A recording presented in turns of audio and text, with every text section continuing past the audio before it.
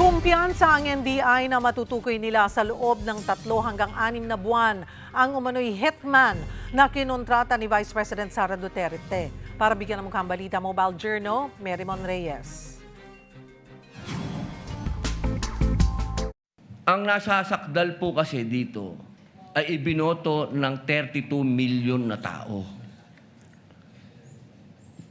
Sana po, aming mga mahal na kaibigan sa prosecution, isipin nating mabuti bago po tayo magbigay ng mga witness. Yan ang hirit ni Senator Judge Robin Padilla, kaugnay ng 2 naunang testigo ng prosekusyon na umano'y kinasuhan ng perjury. Pero medyo napahaba ang pagtatanong niya, kaya naman si Senator Judge Raffy Tulfo nagreklamo na. Bakit pag sa kabila pinapayagan sila 5-10 minutes? Bakit pag sa amin, sa majority, kinakat agad ni remind pagdating ng 2 minutes? I think nakakalata na kami. Paglilinaw naman ni Presiding Officer Cheese Escudero, walang majority at minority block sa impeachment trial dahil lahat ay senator judges. Pinagsabihan na lang ang tagapindot ng bill na maging consistent sa time limit.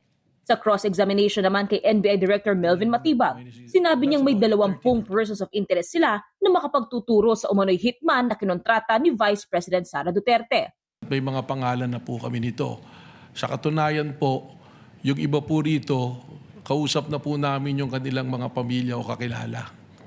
So, ganun po yung proseso. That's why sinabi ko, baka in 3 to 6 months, we can finally identify kung sino yung personalidad na yun. Siguro po from the scale of 1 to 10, dadudun po tayo ngayon sa 6 to 7 po. 6 to 7 na merong kalalabasan na magtuturong may nakontrata.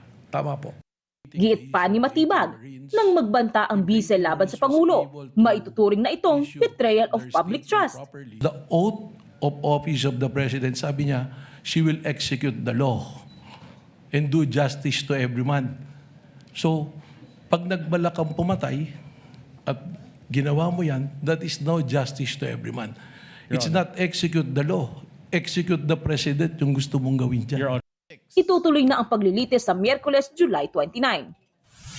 Sa kabila ng kinakaharap na impeachment, nanguna pa rin si Vice President Sara Duterte sa Presidential Preference Survey ng Pulse Asia na isinagawa kasabay ng mga paghahanda sa trial. 2,400 ang tinanong, sino ang inyong ibobotong presidente kung ang eleksyon ay gaganapin ngayon? 49% ang nagsabing iboboto nila si VP Sara, 26% ang kay Mayor Leni Robredo at 14% si Senator Raffy Tulfo. Nananatiling malakas ang suporta kay VP Sara sa Visayas at Mindanao, pero tabla sila ni Robredo sa Metro Manila at Balance Luzon. Kung mag-one-on-one naman sila sa eleksyon, 52% ang boboto kay VP Sara habang 39% ang kay Mayor Leni. Sa one-on-one na labanan, kuha ni Robredo ang boto ng Luzon at Metro Manila habang kay Duterte naman ang Visayas at Mindanao.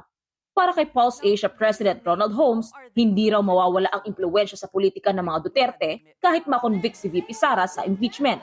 Mukhang epektibo rin daw ang naratibo ng mga Duterte na sila ay inuusig ng administrasyon. The conditions right now where people are faced with material difficulties provide credence to the argument of the Dutertes that the administration is not attentive to the concerns of ordinary Filipinos. Sa ngayon, si VP Sara pa lang ang nagsabing tatakbo siya sa 2028. Nauna nang humindi si Robredo at Senator Raffy. Mga kapatid, mobile journalist Merymon Reyes po, hatid ang mukha ng balita.